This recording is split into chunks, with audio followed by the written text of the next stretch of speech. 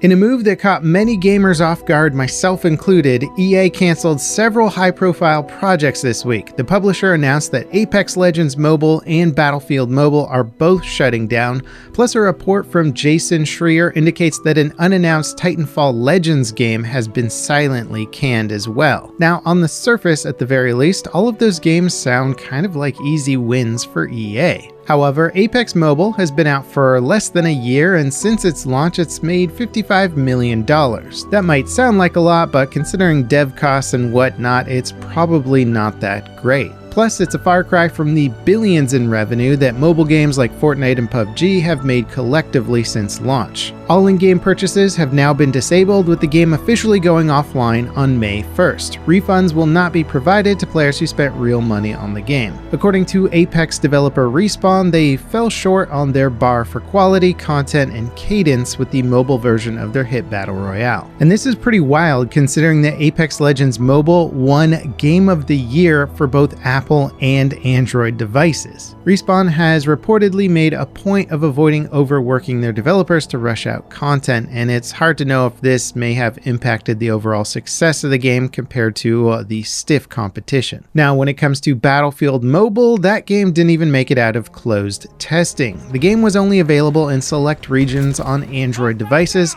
though the plan was for it to eventually open up to a worldwide audience and launch on iOS devices as well. The developer of Battlefield Mobile, Industrial Toys, is also getting shut down with this cancellation. Respawn boss and current head of Battlefield, Vince Zampella, says Battlefield Mobile doesn't make sense with the current direction for the franchise. EA currently has multiple new Battlefield experiences in pre-production from studios around the world. And then there's that unannounced Titanfall and Apex crossover game that's been silently axed, according to a report by Bloomberg's Jason Schreier, who's a well-regarded industry insider. Folks working on that project, about 50 in total, will either be placed on other projects or laid off with severance. Now, one factor in these cancellations is almost certainly the economy. The tech industry has been shedding jobs like crazy over the past few months, with Microsoft, Amazon, Facebook, and Google collectively laying off over 50,000 employees, while the global tech sector has already seen over 80,000 layoffs across all major companies. That said, the game industry has often weathered economic downturns better than other industries, considering it's one of the cheapest forms of entertainment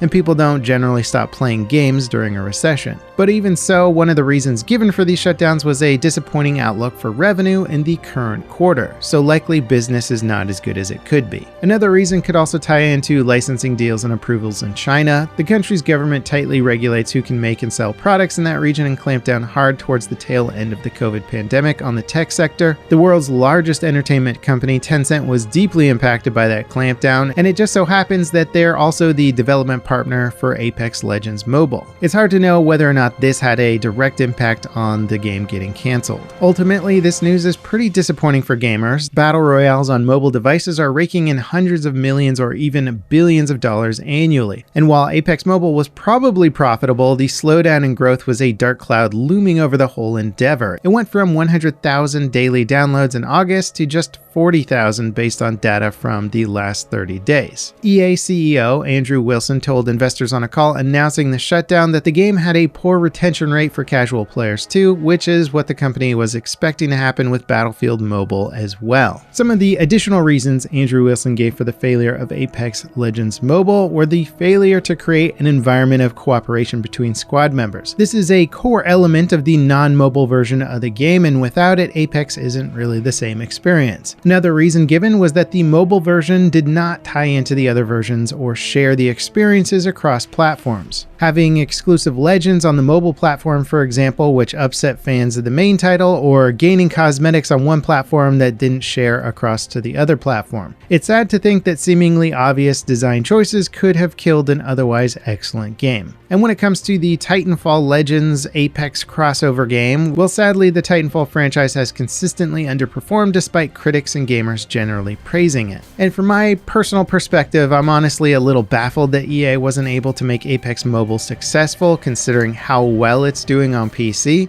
Then again, there's huge differences in how, say, PUBG Mobile plays versus Apex Mobile plays, where the slower, methodical gameplay of PUBG translates better to mobile, and the faster, twitchy stuff on Apex Apex may have been less appealing to the larger or more casual mobile audience. Now, regarding Battlefield Mobile, I'm personally not super upset by this shutdown. It wasn't something that I was personally planning on putting some time into, but I'm also an older gamer now with kids, and so the majority of my mobile gaming is usually card games like Marvel Snap, or games where I can start and finish a round in 5 to 10 minutes. Those generally work out best for me. But I'm also certainly not the target demographic for a Battlefield Mobile game.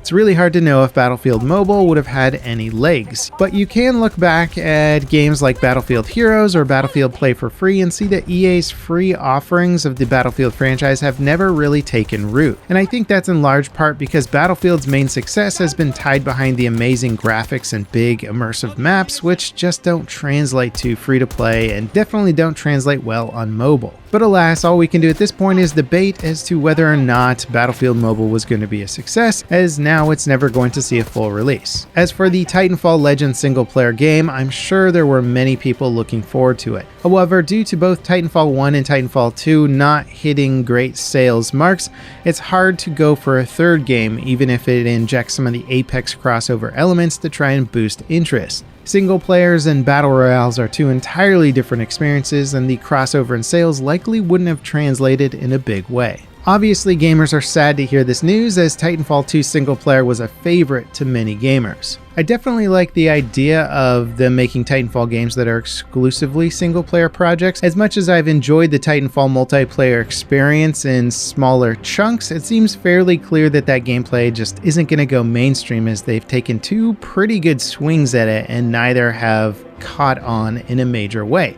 But focusing exclusively on single player, which again was super well received in Titanfall 2, could be a fun way to move the franchise forward from that aspect, because I think a lot of people like the universe, they like the gameplay that is provided with it, and the set pieces and fun stuff from Titanfall 2 were very cool, and it's sad to think that that mech and infantry crossover style gameplay may never happen again. EA definitely has a lot of projects in the works, especially with all the Battlefield studios that are working on the franchise. The company seems like it was forced to just cut costs, and the least likely to succeed projects are the ones that are going to go first. Sadly, those projects were highly anticipated by many gamers. What are your thoughts on these canceled titles? Realistically, would you have played them, or are you not affected by this news at all? Let me know in the comments, and check out my video showcasing the latest 2042 3.2 update, which introduces classes into the game. It's a good watch, as it's one of the most monumental changes to Battlefield 2042 since launch. As always, thanks for watching, and I'll catch you next time. This is Level Cap, signing off.